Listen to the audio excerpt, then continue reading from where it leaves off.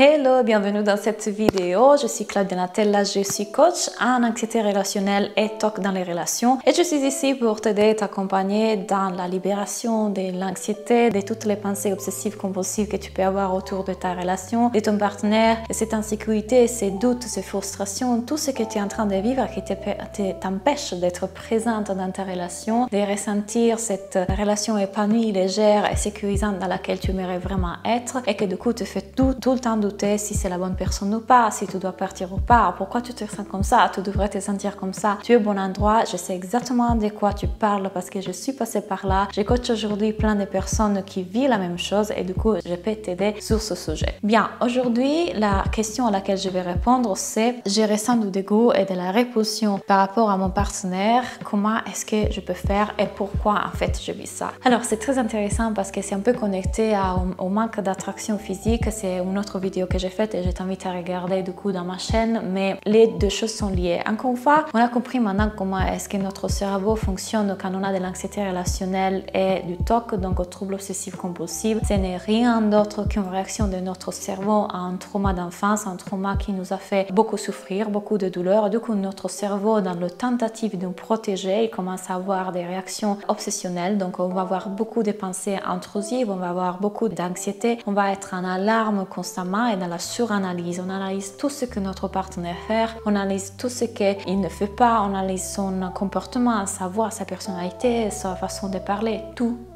constamment pour essayer de trouver une preuve qu'il est la personne pour nous ou qu'il n'est pas la personne pour nous. Donc on va essayer de s'assurer cette sécurité, cette certitude qu'on est au bon endroit, qu'on ne va pas vivre encore une fois cette douleur qu'on a vécue avant. Ce n'est pas notre faute, ce n'est pas ta faute, aucune culpabilité, c'est tout simplement une réaction spontanée du cerveau. C'est encore une fois quelque chose qui c'est un système de survie. Donc encore une fois, aucune culpabilité ou jugement envers cette partie de toi qu'on va libérer, on va soigner, tu es au bon endroit. Quand on sent du début du rejet, souvent ça a beaucoup nous à dire, beaucoup plus sur nous que sur la personne. En fait, déjà je veux que tu saches, c'est normal que tu aies des moments dans lesquels tu as de la répulsion ou du dégoût envers ton partenaire, parce que si tu penses, tu peux ressentir ça pour n'importe quelle personne de ta vie, ta mère, ton père, ta sœur, ton frère, ton ami. Parfois, il y a tout simplement des choses qui déclenchent cette émotion-là. Ceci n'est rien de sérieux, ne va rien de tout dire que tu n'aimes pas ta mère, ton père, ton frère ou ton partenaire. C'est juste des émotions, c'est juste des pensées. Notre cerveau est conditionné. Je pense par exemple à certaines habitudes culturelles que j'ai parce que je suis italienne et que dans plein d'autres pays dans lesquels j'ai vécu, les autres n'avaient pas et du coup me procuraient du dégoût. Tout simplement parce que mon cerveau est conditionné à ça, mon cerveau est habitué à ça. Donc c'est très possible, très probable qu'il y a des moments, des situations qui vont créer du dégoût. J'ai plein de clientes et c'est très rigolo, dites-le moi en commentaire parce qu'il faut aussi ne pas trop se prendre au sérieux, ne pas trop prendre au sérieux nos pensées et notre anxiété relationnelle. J'ai plein de clientes qui m'ont dit: ah, ça me dégoûte comment il mange, ça me dégoûte comment il respire, ça me dérange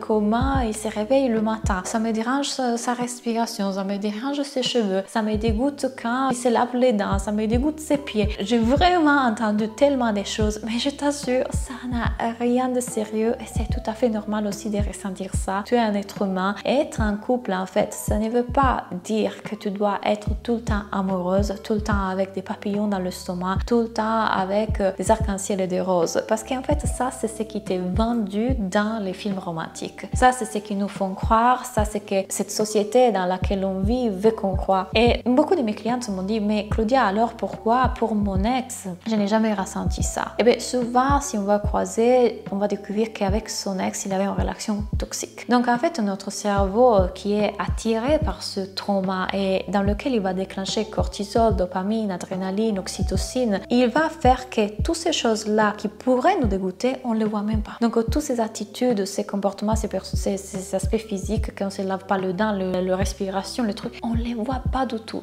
Parce que notre cerveau est complètement dans une drogue dans laquelle on veut rester addict à ça, à ce trauma. Donc quand l'ex représente en fait cette personne qui va reproduire constamment le trauma, qui peut être le trauma que j'ai vécu avec mon père, donc ce rejet, cet abandon, du coup complètement le cerveau ne va détecter plus ces choses-là. C'est une addiction. Du moment dans lequel on est dans une relation saine, par contre, avec quelqu'un qui nous apporte de la sécurité, avec quelqu'un avec qui on est bien, avec quelqu'un de sain, à ces moments-là, ben, du coup, il y a d'autres résistances qui se mettent en place. Donc, il y a des résistances d'une partie de nous qui peut dire, mon Dieu, si cette fois je suis abandonnée, je vais vraiment souffrir parce que cette personne est quelqu'un de bien. Je ne peux pas me permettre de rester avec quelqu'un avec qui je ne ressens pas cette passion, cette adrénaline, etc. parce que je vais aller vers le trauma et je vais ressentir ça parce que ça me donne plus de contrôle que cette situation que elle m'est inconnue. En fait, cette paix, cette sécurité, cette tranquillité, je ne connais pas ça. Donc, vous voyez, il y a plein de choses derrière qui peuvent se cacher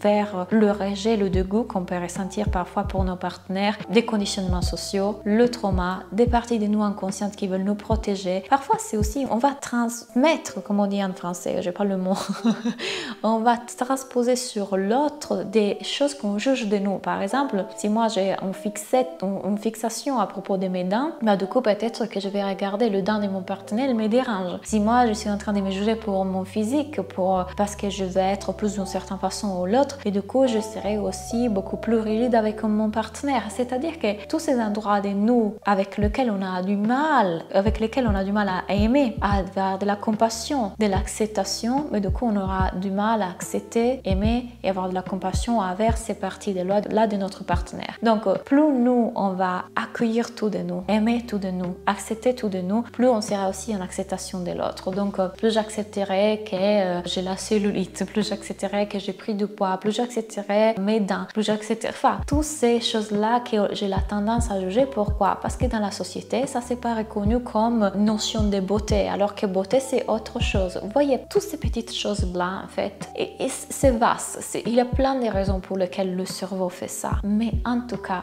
la chose la plus importante à savoir ici, c'est que toujours pour notre évolution et pour notre libération. Notre partenaire est un miroir. Notre partenaire, c'est cette personne qui va nous permettre de nous découvrir nous-mêmes, nous aimer nous-mêmes, nous libérer nous-mêmes. Il est là pour nous permettre d'évoluer. La relation, ce n'est rien d'autre qu'une opportunité d'évolution. Ce n'est pas une question de comprendre si c'est la bonne personne ou c'est la bonne personne. C'est la personne que j'ai choisie aujourd'hui. Et c'est la personne avec laquelle j'ai choisi d'évoluer, soigner, me libérer. Donc, c'est une opportunité. À chaque fois que vous avez ces émotions de dégoût et de rejet, je vous invite à aller explorer qu'est-ce qui se cache derrière. Il y a une peur, il y a un conditionnement social, c'est mon trauma. Et tout ça, on peut le découvrir très facilement en thérapie. En thérapie, je vous accompagne à voir quelle est la partie de vous qui est en train de créer ça.